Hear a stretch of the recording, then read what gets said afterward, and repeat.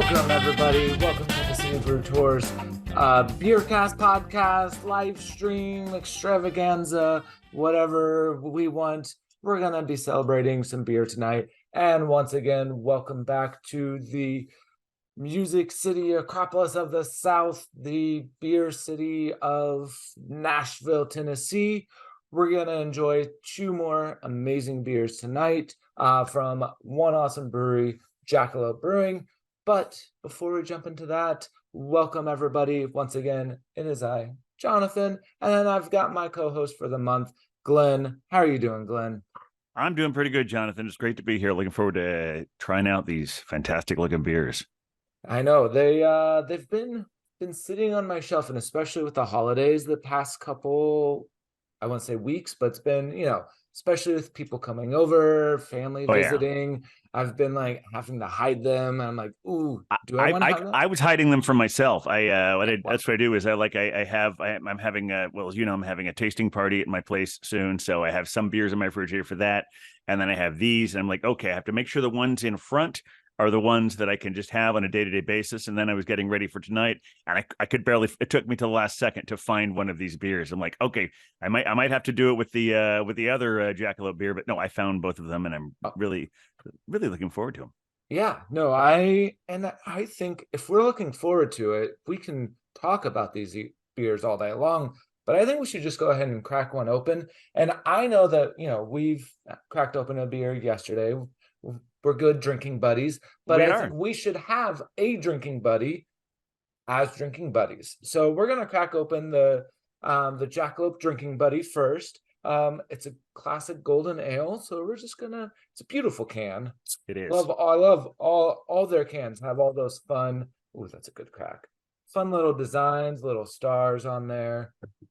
Just always fun. And of course, you got the jackalopes on there, some roosters. That certainly is a golden ale as it's pouring out there. Oh yeah. And for those that are listening and those joining us here on the live stream with the Golden Ale, 5.2% ABV, and officially a 0 IBU. So we're going to jump into that. We also have Steve from Jackalope, so maybe he'll have some insights on that for us. I certainly hope so. But cheers. Cheers.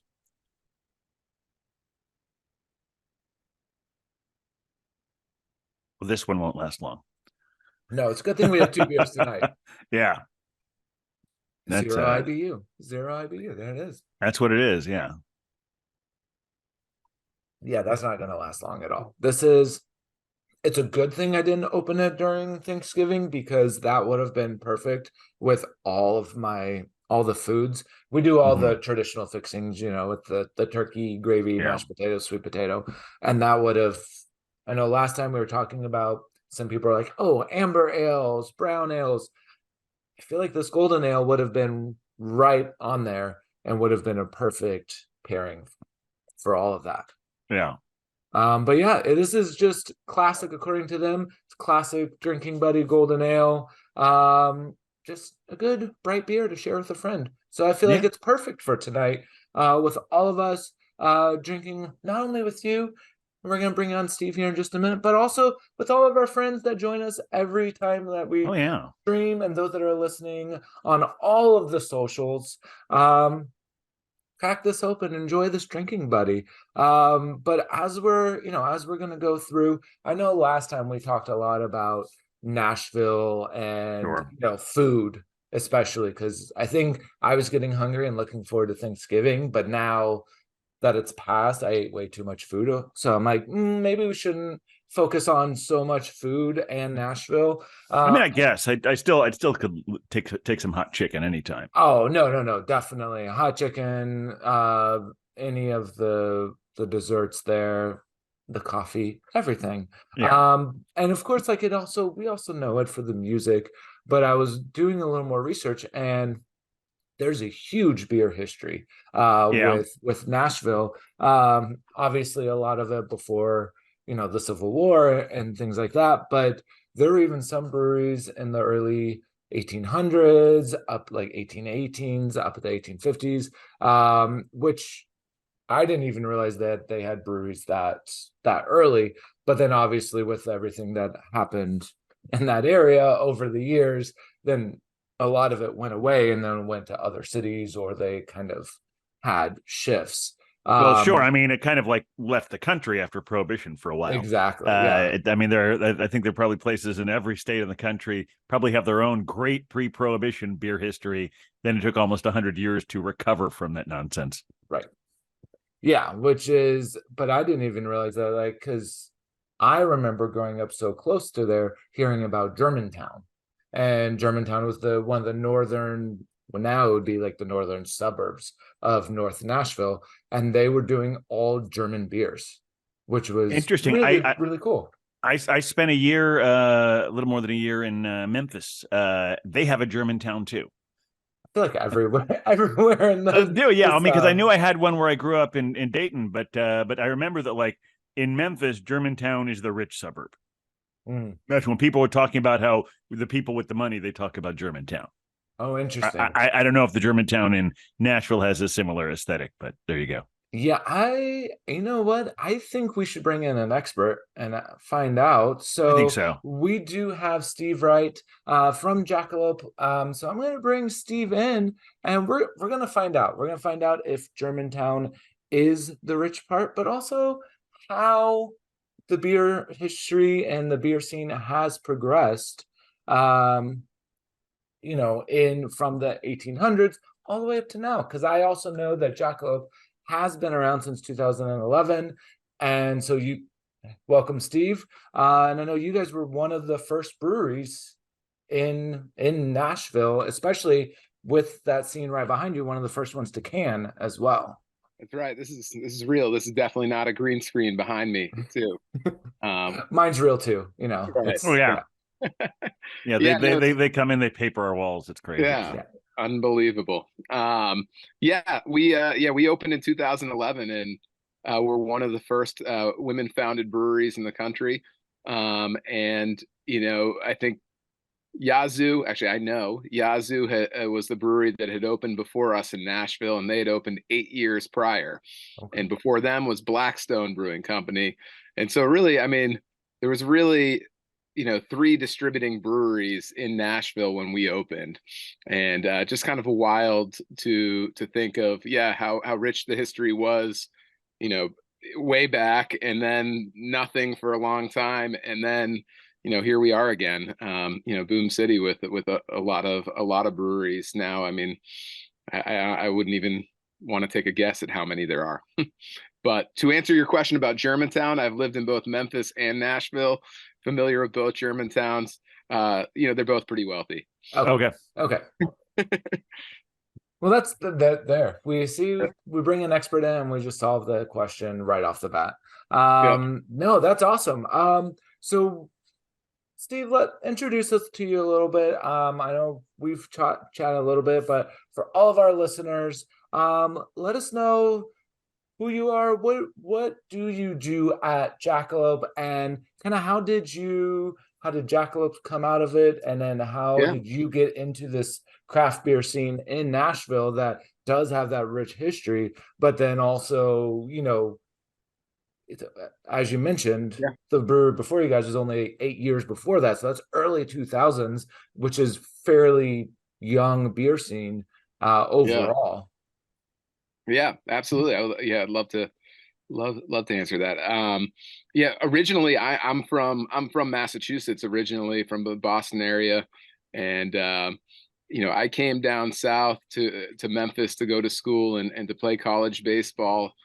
Played at Rhodes College, and when I graduated, I thought what I wanted to do with my life was to coach college baseball. And so I immediately got a job actually up in New York coaching college baseball at the United States Merchant Marine Academy in Kings Point, New York. And worked there for a couple of years, and then it became pretty clear I was going to have to kind of move around for the jobs. With coaching, you kind of just got to move around for them. Moved back to Memphis, coached at my alma mater, Rhodes, for a couple more years, and then decided I was kind of done with that end chapter of my life, and actually took a job as a buyer at a plumbing manufacturer. And so I would buy plumbing stuff and sell it to Home Depot and Lowe's, valves, faucets, anything in the plumbing world. But, that became pretty relevant later when I met my now business partner once I moved to Nashville. And, she was talking about starting a brewery. And I said, I think I can help source some equipment. So I was on board with Jackalope before we opened its doors and helped source the equipment, helped put the brew house together. And, we opened in May of 2011 on a 15-barrel brew house. At that time, like I said, there was just Yazoo had opened 8 years before us. Some of memories from the early days was just like talking to the city and trying to explain to them what we were even doing. It was a pretty foreign concept. They hadn't licensed a brewery in 8 years or done the permitting for it. And so, there's just a lot of questions, but, we eventually got the doors open in May, and very quickly had outgrown our business plan. We were selling every drop we could make. It was all draft only at the beginning, until 2013, when we started, using a mobile canner to start, canning our beer. And in 2018, we moved to a new facility, got our own canning line.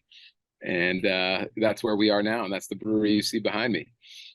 Nice. Impressive. So that's always a journey. And I always love talking to brewers and owners. And because it usually starts small, 15 beer barrels for normal person. They're like, oh, 15 barrels of beer. That sounds like a lot. Which is not a lot of beer. Yep. And, averagely you're looking at maybe around 30 kegs of beer total at a time. Out of that brew house of like 15 barrels, how many were you able to kind of different styles were you able to produce on that system? Do you remember? Yeah, whenever we could squeeze in a fun brew like for the tap room, we always have and we always did. And so we probably, in the years that we were at the original location on 8th Avenue, which was between 2011 and 2018, we probably came out with 30 plus brews. That being said, we had 5 like main ones that we distributed. But what's nice about a 15-barrel brew house, and in a city like Nashville that was growing and really starving for craft beer, 15 barrels is big, but it's not so big that you couldn't do a batch and still go through it in your tap room. Yeah. And so we were fortunate enough in that regard to kind of have the right sizing. It's actually more of a challenge now to do small. Now that we have a bigger brew house, it's more challenging to do those one-offs. Yeah. And what is your brew house size now? Now that you've scaled up to actually having your own canning line too. Yeah, we're a 30 barrel, but it's way more efficient where, we used to do, I'd get into the brew house at like 3 a.m. and, brew until, 4 the next day. And then somebody else would come in. We basically were brewing all night by the time we were leaving there. And, maybe the lights were off between like midnight and 3. And that was about it. So, our new system, it's 30 barrels, but it's night and day. We can do 3 brews in 12 hours now, whereas 3 brews would take us 24 hours before. That's really cool. Yeah. And so tell us a little bit about the first one that we're having. We'll jump into the Thunder Ann here in a minute, which I grew up listening and like with Davy Crockett and all of that. So this one, the Thunder Ann is special. I even played Davy Crockett in a children's musical company in the late 80s. So so I feel like that Thunder Ann is right on. It's on brand. We're connected to all that. Yeah, I'd like to find that footage, Glenn. It's probably in a vault somewhere. Yeah, it is. It's a whole other Alabama route to go through, but yeah, that's where the company was. So yeah, that's a thing. That's awesome. But yeah, with this drinking buddy, this golden ale, obviously it's a great beer just to drink. And I know me and Glenn have talked about this in the past as well, but when you see a beer with like 0 IBU, you're always like, for myself, I'm always questionable. I'm like, is it actually 0 IBU? I'm Because like questioning myself. I'm like, is it 0 IBU? Is that what it says? That's what it says. Yeah. That's what it says Yeah. on the site and on the can. Yeah. But I know that's always the question is, when you break it down scientifically, it's like, yeah, the scales and the acids and the hops, it's technically 0 IBU, but then you have that perceived bitterness on there that is different for every person. Correct. So if anyone in the chat, and then anyone listening to this, throw in a comment if you've had this beer, if you think that it is 0 IBU or if it has a little bit of bitterness to it. But yeah, I was just wondering, like, where this, the idea of like a classic golden ale, or because you guys do a wide range of styles as well. Kind of where did this one kind of come from, of just being a good old drinking buddy? Absolutely. I mean, I think sometimes in beer, the best ideas are really the simplest ideas. And like, yeah. And by the way, Jonathan says it comes up. I would agree, by the way, that I do think that there's a little bit of hoppiness to it. I actually get some citrusy notes in it. A little bit. So yeah, I'm like, man, I gotta go check that website. So, but anyway, yeah.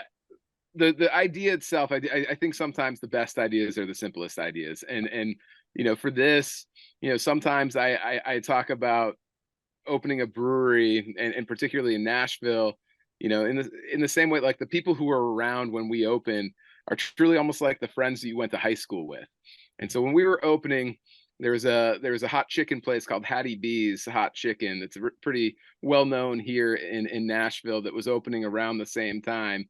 And we were really friendly with the owners of Hattie B's, and just kind of going through the process of opening a business, with other folks who were from the Nashville area and lived there, and became really good friends with them. They in fact became our drinking buddies.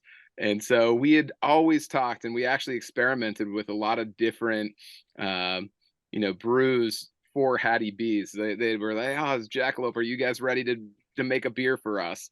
And like I said, we were on a 15-barrel system, and it was hard to kind of squeeze in any brews, and it was never the right time. We tried a few small batch where we actually made a hot chicken beer at one time, and really just wanted something to come together with Hattie B's, and it didn't really work out for a long time until last year, right before the Craft Brewers Conference came to Nashville. We actually launched this during the Craft Brewers Conference in Nashville.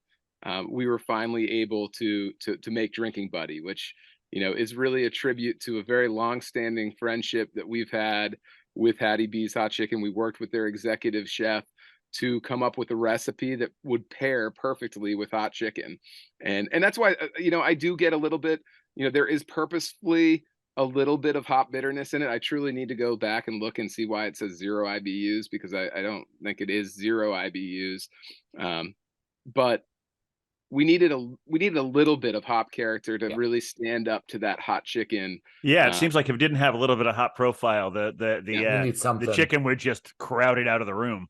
Exactly. Yeah, exactly. Jonathan, I invite you to try that beer while eating hot chicken. It comes off way less hoppy when you do that. But yeah, that's really where it came from, was just a very genuine friendship with another local business, that we've stayed friends with them. And I think of Nick Jr. As really good friends, who have speak the same language as us, and with Nashville growing as much as it has, it's kind of heartwarming to kind of see two businesses that really were started by people who were living in Nashville 15 years ago. So it's been really cool, and I think it's also really relatable, where we all have that drinking buddy. We all have that person or people or organization that we kind of look to just kind of have a beer with and have fun and not think.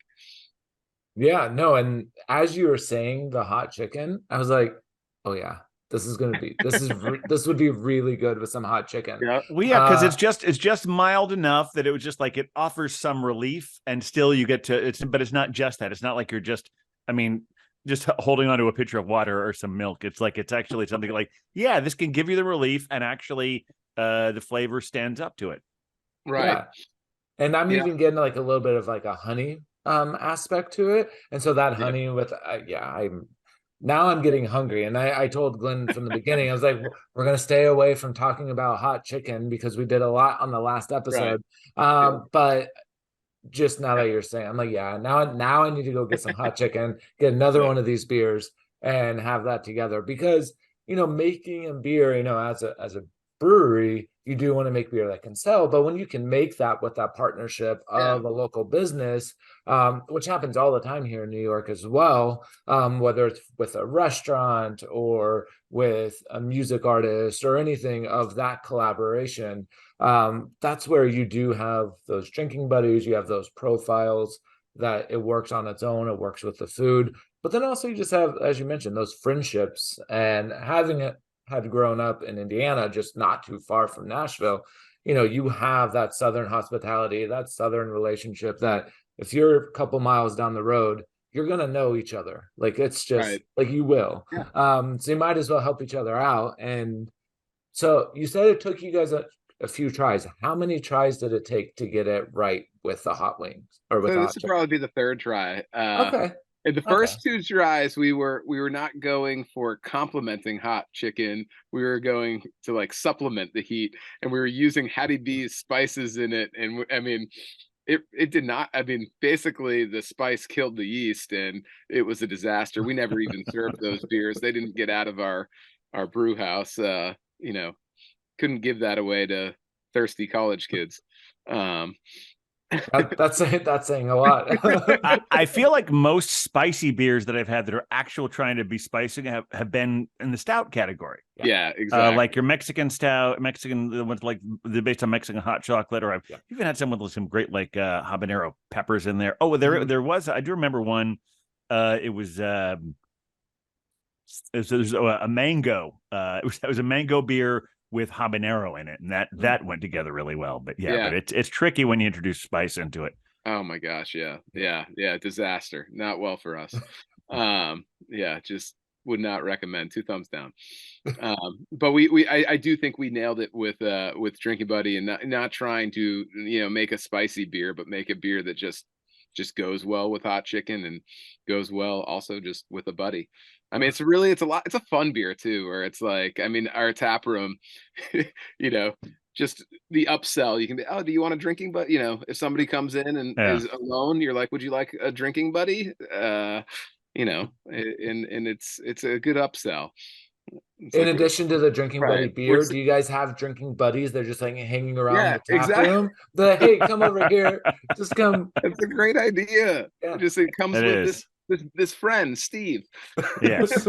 I feel like you'd have to sort of fill out a little survey to find out if you had mutual interests. So like, okay, no sports. Okay, no sports. I'm just thinking about what mine would be. No sports. Maybe able to talk about cinema and things like that, and like, okay, I think we've got the drinking buddy just for you. Right. Like those old Monty Python sketches where they go in to discuss philosophy. I love it. Now I'm just imagining the Jackalope tap room just has like a middle school like dance of like people standing against the wall waiting for their drinking buddy. I like all of these ideas. I'm like, we're just gonna have like pictures of people, and you just point to your buddy. There you go. And I love that Jonathan was talking about how that's part of the whole notion of like that Southern hospitality. And there's definitely its own brand of it down there. But I also feel that like that's how craft beer is in general. There's just always such a sense of community and all that. It is, and I think right now more than ever, and I feel like, Jonathan, you were kind of hitting on this in craft beer. It's like tapping into that again. So much of that community is what we all started for, and then the hype craze kind of happened with hype beer.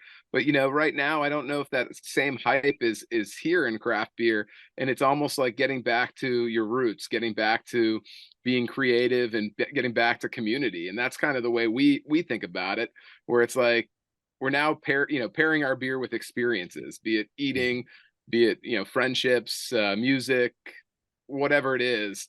It's kind of getting back to, craft beer being something that can complement something else rather than being the feature story.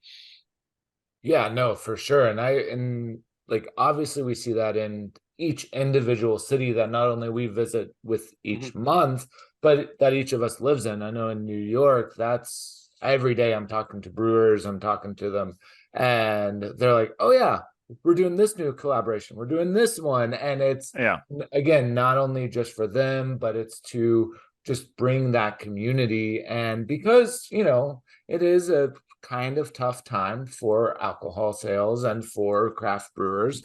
And so anything that can bring that experience and bring it back of, well, let's just give back. Let's just, this is what we love to do. This is what we love to drink. So let's have fun with it.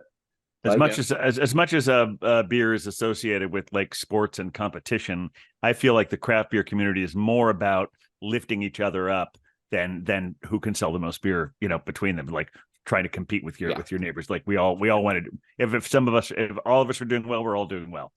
Yep. Agreed. I think I got that phrase right. I'm not sure. Something like that. Yeah.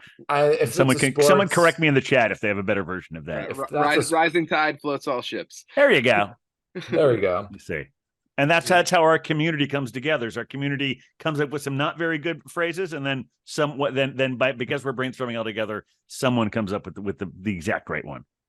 Yep. Exactly. And I think I just ran out of my other beer. So yeah, I was nursing the end of mine, but I know I was too. I was like, but as we are talking about collaborating, I think we should come together and open up our second one.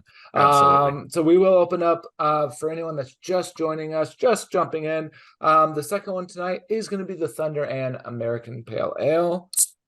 Oh yeah. And I've seen this one because I know you guys started recently distributing here in New York, and I've seen this one float around, and I've actually had this one before, and it's just so good. I've had a few of your beers, which is awesome. Again, kind of you'd be like, only on that 30 beer barrel system, but you're still sending out and distributing to other places. So cheers. Yeah. Cheers. Absolutely. Oh, I'll wait for Steve to finish pouring. Yeah, cheers. Got quite the head on that one. Yeah. I am notoriously the worst pourer ever. I try to do a good job, and I do a good job when I'm not on a camera, but then anytime that I'm doing a live stream, I'm like, yeah, that was a really bad pour. Yeah. So on the can, you'll notice we got some good poems on here. I don't know if oh yeah. Let's see. Rough and Tough was Thunder Ann, took Davy Crockett as her man. She wrestled bears and lassoed snakes. Baked alligators into cakes. Ooh. Her legend lives inside the brew with water, hops, and barley too. So drink it up, drink it well, like Thunder Ann. Go give them hell. Yeah. Nice. There we are, yeah. Yeah. No, this one is so good. Yeah, the hoppiness, it's definitely more hoppy than the previous one, and the hoppiness kind of creeps up on you. Like my first couple of sips, like, yeah, this is pretty mild. This is like kind of an unassuming hops. I'm like, oh, okay, it's there, in a good way, not in an early West Coast punch you in the face kind of way, but it's definitely showing up. Yeah, when we opened in 2011, pale ales were huge, and the big beer in Nashville at that time was Yazoo Pale, and so we wanted something, not necessarily compete with it, but that was the model. That was the Sierra Nevada Pale Ale that everybody was looking at, but that was Yazoo Pale was Nashville's version of that, and so Thunder Ann was kind of our answer for Yazoo Pale, and the beer itself, we didn't have an IPA at the time. And so we wanted to make it just a little bit of a hoppier pale ale, just to differentiate it from the Yazoo Pale a little bit. Yeah, no, it's great. And, with the color difference, you have that little bit of that sweetness in there. But yeah, you definitely get kind of that idea of that Sierra Nevada, that kind of earthy, the pine. That's one thing I love about American Pale Ales is if you did a blind tasting with American Pale Ales and American IPAs, on some cases you might be like, I'm not, is this one, is this not? Yeah. Just because you can still get a really good hop profile from a pale ale. But I feel like anyone that's more into, and not to bash anyone into hype brew or hype beers, but they're the one like 4 hop blends, 5 hop blends, Right. and all the hops, but you can get that really nice hop character with just a good pale ale. And I feel like they don't get the exposure that really they deserve, just because it's a good classic beer. Absolutely. I mean, I would say Sierra Nevada Pale Ale might be my favorite beer of all time. I mean, it's other than Jackalope beers. Love Sierra Nevada Pale, and I don't know, love pale ales in general. I have lost count of how many times brewers on this podcast and on the stream have said Sierra Nevada Pale Ale is one of their favorite. Like, I Oh could drink man, I'm that a all day long. statistic. No, Well, it's great though because it's such a good beer. I find that like with these beers now that are trying to create new things, like we had the one a couple weeks ago that called itself a Tennessee IPA. We've been trying the Midwest IPAs. A lot of them, I feel a lot of those beers have a lot more in common with just a standard pale ale than an IPA. Yeah. This is like internal. Like I have this debate myself. Like we like to taste beers on Fridays from like just other breweries and just kind of expand, our knowledge. And I've put Thunder Ann with other breweries, what they call an IPA or a session or whatever. And sometimes it does feel a little bit, even being in this industry, that what the style is really what the brewery has determined they want to call it, and it's a little bit of a marketing piece on what might have been a pale ale before is now an IPA, or it's IBUs. I'm not sure what they mean anymore sometimes because some of these hazy IPAs, and I'm not bashing hazy IPAs or anything, but because I do enjoy them, but they're all back end hops, and technically they really don't have many IBUs, and that used to be how you would differentiate a pale ale and a IPA, and now it's it's all a little, no pun intended, hazy. It's a little bit unclear even to somebody in the industry what differentiates a pale ale from an IPA. Because it really just takes trying them, I guess, to determine, and everybody's taste is different. Yeah, what I find myself telling people is that IBUs, don't be confused by that word B for bitter, because it has nothing to do with how bitter it tastes. That IBUs are strictly, because that's when you say you're not sure of what the IBUs are.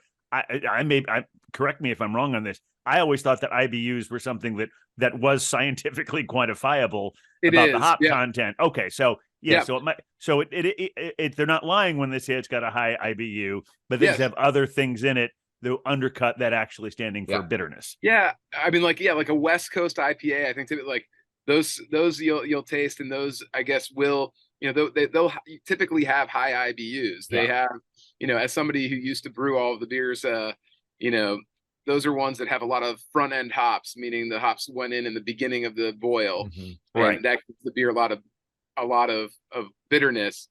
With so many of the IPAs, and that gives it the IBUs, it gives it the bitterness units, and that's where the number comes from. And things that you put in post boil, like in the whirlpool, really give very little IBUs. Right. They give a ton of perceived bitterness, like perceived, aroma. But that's why, like, you have like the double and triple IPAs definitely scientifically have a higher IBU, but they have a much sweeter taste to it than one of those punch in the face West Coast IPAs. Exactly. And of course, that's not touching on any adjuncts added in either that will bring down or enhance the perceived bitterness. They might change the flavor, but they won't change the actual IBUs. The IBUs don't change, but the perceived bitterness which I always find fascinating. And I tell people all the time when I'm doing tours or anything of like, just like, I don't even look at IBUs anymore because a lot of places aren't even listing them anymore. No. Yeah. I didn't even know the Drinking Buddy IBUs. Yeah, I found it for you. You're welcome. But yeah, because I've had a like 9,500 IBU beers, and then I've had this is a couple different 0 IBU beers, and sometimes the 0 IBU are more bitter than the 95, 85, 95 because of that perceived bitterness. Because they're also in those 85s, 95s, they're also dry hopping. They're dry hopping them as much as they can, and so that's going to be overpowering all of that. Or sometimes you can get like an 85 with an additional, like, if they're making it a milkshake IPA, then that lactose is going to cut any of that, and there's all of those variables. We didn't know this was going to turn into the IPA episode, but there we go. I'm sorry. All of our IPA fans, you're welcome. You are welcome. Now, we have been talking about, the ingredients and all of this. I want to ask something that's a little more nuanced, and that is Jackalope. So your beers are classic golden ale, classic American pale ale, really traditional, and amazing. Love some of the seasonals I've seen on your website too. I'm almost sorry we didn't get a chance to try that Snowman Stout. It's awesome. Oh, there you go. You got one right there. Is it in New York? Is it in New York right now? I think so. If not, it will be soon. Okay, we'll get it. We'll get it. But yeah, like all these beers are classic, traditional, but a jackalope's not a traditional animal. So we had some theories, but we want to know, where did Jackalope, the name, come from? I know you're not there from the very beginning, Steve, but hopefully someone along the way told you why they chose Jackalope as the name. Well, I was pretty much there from the beginning, but I was not there when Bailey came up with the name Jackalope, which is true. And so Bailey, our founder, the way I like to tell it is that she believed in jackalopes for an uncomfortably long period of time, that they were in fact real. Oh wow. And that's why I say it. And then she would actually probably correct me and say, Steve, they are real. Anyway, the name Jackalope came Bailey. She's a dummy. She went to Harvard and then she went to Vandy Law School.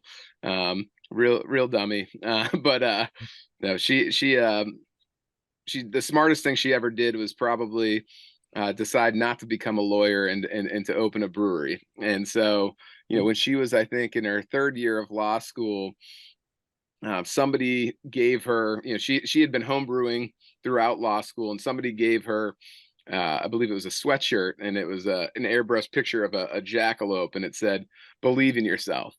And it was, I think, one of those really well-timed gifts where that's the name. That's when I open my brewery, that's what it's going to be called. And so that's where the name Jackalope comes from. It's kind of that call to action, believe in yourself, follow your dreams. That's really what it means to us. And we kind of love the debates. People will come in and ask, "Oh, is that are jackalopes real?" You'll be surprised. There are a lot of people who ask and will insist that they are real. Wow. And and so we kind of play into that a little bit. But so, Steve, do you believe they're real? I do not. Okay. All right. No, I mean, like, I believe in the spirit of all of it. I don't think that there are horned rabbits roaming around the southern Tennessee. Right. But if you can actually believe in horned rabbits, that's a good leg up to believing in yourself and believing things that other people will tell you are impossible are actually possible. So that's a wonderful philosophy. I love that. I know. Thank you. I need to write that down, what you just said. That is my answer. I choose Glenn's answer. See, again, you set it up for me and I knocked him down. Yeah. Yep. No, though, and I always love it when there's a story behind, because sometimes people are just like, this is our name because this is what we thought was cool. But when there is a story of, that jackalope, of bringing that dream of coming in and just going for it, which obviously it worked out. Well, it's much better. Before we started talking about this tonight, I just thought him as like some kitschy thing you found out of the corner of a Cracker Barrel. But now Right. now it's so much more. Yes, absolutely. Yeah. Yeah, it's about the idea of the jackalope, Yeah. Right. not just the taxidermied rabbit with the horns on it. Yeah. And that's like part of it. I mean, like all of our beers are named after mythical or legendary creatures. And the poem that you read, all of our cans or all of our year-round cans have a poem attached to it. Another fun fact is the person who writes those poems is a New York Times best-selling author. Maggie Shipstead writes them, and she's a good friend of Bailey's from Harvard, and so she Awesome. writes all the poems, and it's a cool little connection there as well. And the poems usually will tell the story of the legend that each beer is named after. So I do have to ask, do the legends inspire the beers, or do the beers inspire the legends of the Both names? ways, both Okay. ways. Sometimes the legends inspire the beer, and sometimes the beer inspire. It really truly is maybe one of the more fun things about brew is naming the beers and coming up with them, and it. Bailey writes just about and has probably written 90% of the recipes for Jackalope, but the names sometimes come before the beer, and sometimes she'll write a recipe and we'll find a legend that goes with it. Nice. What has been the craziest recipe that Bailey or anyone has come up with at Jackalope? Ooh. Besides adding spices. Oh yeah, let's Right. say the craziest successful and then the craziest unsuccessful. Let's put both of them up there. There you go. Mm. We'll take dramatic sips for dramatic pause. I think early on in one of like the more fun ones that we like to debate, because it was really a love it or hate it thing, and Bailey will say it was one of her favorite beers that she ever made, and I will say that was awful, is she made a beet beer called Number One Frog, and I just really feel like beets are a really polarizing ingredient in general, and if you don't like beets, you weren't going to like this beer. Yeah. I didn't, but she loves it, and it's just one of those ingredients. And so I think there are certain ingredients that when brewed properly can transcend your prejudices, because I don't have a strong feeling one way or the others about beets, but I recently had a really good beet stout. Really? From a place from upstate New York. Yeah, I thought it was fantastic. What was the style? What was the style of this beet beer? I think it was a saison. Okay. Oh, okay. That could work, or that it's like farmhousey. Yeah. That makes sense. Yeah. I also can't stand mushrooms myself. But I've had a few mushroom stouts because it's more of that earthy quality. It doesn't taste like mushroom, but it adds that earthiness to it for like an imperial stout. Interesting. Yeah. I've also had a beet and ginger cider that worked really well, but the ginger cut the earthiness, so it kind of worked. But also on the stout aspect, one of my favorite stouts from a brewery here, Big Alice, they did an oyster stout, and everyone is like, oysters and beer, like what are you doing? But it works really well. So I've had a lot of good oyster stouts. Yeah, I feel like you can, it does depend on the palate, but also the style makes a big difference. So the beet saison, successful on Bailey's side, not so successful on your side. Right. So what was the most successful crazy one on your aspect? I mean, I don't know if it's like really like crazy now in terms of like where craft beer has gone, but I feel like early on we made a coffee blonde. And I remember just thinking it was like, wow, I can't believe we're doing this. And it felt really crazy at the time. And it was really successful. People loved it. And there really weren't a lot of, coffee blondes or anything like that at the time. And so, that one was really popular in our in our tap room. I think we called it coffee stills and Nash. That's a good one. Yeah. I love a good coffee blonde, and you don't really get them. They had like a heyday for a couple years, and then now did they ever really approach quite the level of heyday? There were a point where I might see 2 a year. That to me, that's the biggest heyday I got. With okay, maybe I found 3 this last year. But they always seem unique. I think I always feel strange. It seemed like when someone has a white stout. Yeah. I or mean, a golden stout. exactly. That's kind of where my mind was at the time. Yeah. And it's fine. I mean, like, I'm sure I could think of other things that we've done, but we try not to get too crazy Yeah. with ours and stay within it. So, some of the things that seemed kind of wild at the time have now become pretty like, oh yeah, that's when you've got orange sherbet ice cream sours, it really, a beet beer doesn't seem that crazy or a coffee blonde. Yeah. I think of the only thing of all the things that have contradictory names to it that ever really took off was probably black IPAs. Oh yeah. Oh yeah. But it's still funny to have something that starts with the word black when the initials stand for one of the things the initials stands for pale. That's so right. they're directly contradictory, and yet that is a legitimate, very popular Yeah. style. Yeah. Absolutely. Yeah. No, we still do one a year. We love Bruce Springsteen. We do a big we have a Bruce Springsteen cover band come out every year, and we release Spruce Beer Steam, which is a black IPA with spruce tips. Oh, that sounds great. One of my favorite days of the year. We do it on his birthday. We've invited the boss. He's never shown up. But he also has not sent a cease and desist yet. So that's really awesome. I feel like that's a win. If you don't get the cease and desist, then you're like, he likes the beer. Yeah, exactly. Well, he's not hearing about it. So I don't know if either way.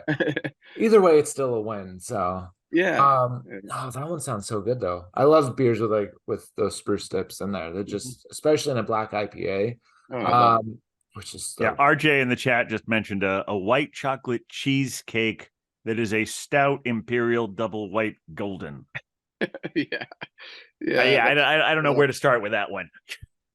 I do have an imperial golden stout in my fridge right now from who's that? It's probably Omegang. Most likely. But yeah, I love like an imperial or like a golden stout because you also don't get those that often. But yeah, it's kind of, again, it's that contradictory of that black IPA because you're like golden stout, but you think of stout as black, but you think of the IPA. It is what it is. What are you gonna do?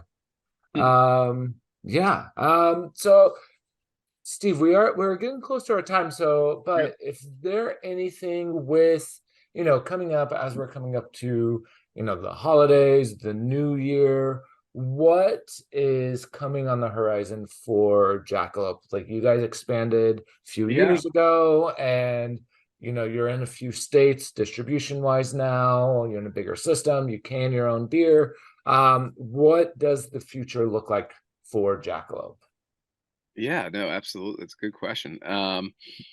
For one, I mean, that Snowman Stout that we previewed here, Flash, that's one on the seasonal right now that we're really excited going into Christmas. It's a partnership with Olive Sinclair Chocolate, which is a local chocolate company here. We use their cocoa nibs and Frothy Monkey coffee.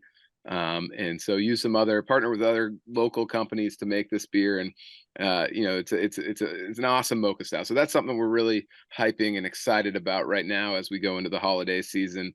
And another beer, and Glenn, sounds like you're not a sports fan, but we've got Preds beer. We're big Nashville Predators fans down here. It's the 25th anniversary season of the Nashville Predators this year. And we were super excited to partner with them to make the 25th anniversary beer. So that's one that we released, I think about a month ago. And I think the Predators were the one we were talking about last time about why one of the nicknames for Nashville is Smashville. Yes. Smashville. Yeah, exactly. Yep. So I mean, feel like a lot of people claim Smashville too, but yeah, the hockey is big down here. It's one of the things that's kind of love about Nashville, being from the Northeast where I grew up watching it. It's kind of fun to see a southern city get behind a team like they do here. And 25 years, that's big deal. Awesome. Yeah. And so you guys have collaborated, with other breweries, with Hot Chicken, with the Predators, coffee. What is just because you've got the exposure right now, and we can ask you this: would you love to collaborate with over the next year besides the boss? Right, exactly. Shoot, why you gotta take the boss out? I mean, well, Yeah, obviously with the boss, right. we all want to collaborate with the boss. Yeah, yeah, that's a good question. You know, I think we really love being in Music City, and really don't have any beers that really are like shout music or shout Music City. So, in the way of beers that pair with music, something in that genre, be it Garth Brooks or Elvis, I don't know. Yeah. It's Taylor Swift. If you're listening, if you want to do a beer, we're in. Yeah, maybe that's my answer actually Well, right now. how about Jack White? Yeah, Jack White's a good one. Yeah. He's a Nashville guy. Yeah, our brewery used to be a quarter mile from his recording studio. There you go. I mean, I'm thinking like some kind of white stripes, like maybe like a pairing where one is white Yeah, and one is black, and yeah, like a pilsner and a stout or something like along those lines. yeah. Something music related, I think, is the answer for sure. Yeah. All right. So any musician, 7 Pilsner Army. I don't know. oh, Or there no, you I'm sorry. go. No, a seven hop army. Oh, Yeah, there you Like go. some with 7 different hops in. I don't know. That's just Yeah. yeah, We'll figure it out. We'll figure it yeah, out. yeah. But any musician that is listening in Nashville or outside of Nashville that wants yes, to be in Nashville, hook up with Jackalope. They want to do a collaboration. We want you to do the collaboration. Yeah. And I think it's a win-win for yeah. everyone. Yeah, no, I think that's awesome. Is there anything else that you want to plug as well with Jackalope? Oh gosh, no, just I mean, if you're in Nashville, I know a lot of folks are coming or visiting Nashville. Just visit our tap room. I think we have a really cool outdoor patio. We got a tap room where you can look right into the brewery. We have an awesome event space, and I think speaking for so many breweries, I would say the best way to support a brewery still is to visit their tap room and buy a beer right from the source.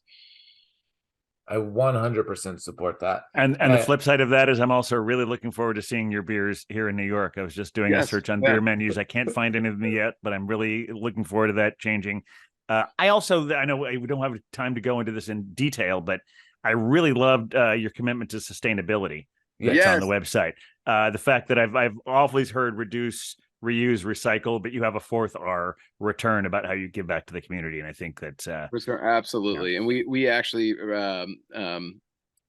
like CO2, we recapture it and we reuse Nice. that and even recycle our CO2, which is kind of one of the things really unique for a brewery our size and something we're super proud of. Yeah, no, that was one thing. Yeah, obviously we don't have much time, but Yeah. the fact that you guys are all about sustainability, and especially as you ramped up, you didn't lose any of that either. Hmm. Yeah. Which sometimes, cost effective. You have to take and do what you can for the business, but you're still focused on that. And I wasn't aware that you recaptured your CO2, and I think that's amazing Yeah. that you do that, because that's a lot of work. It Uh, is. It it is. is, but that's amazing that you're able to, but that's also going back to kind of the original roots of brewing in general, of not just letting it escape and then Right. let's just plug it back in, but let's use what we have. And I think that's kind of what I've noticed just from drinking this beer and chatting with you, of bringing everything full circle, of using all the ingredients, staying local, collaborating, but then you're also reusing and collaborating with what's already in the beer that's happening to Hmm. stay sustainable, which is Yeah. awesome. Yeah, I mean, Yeah.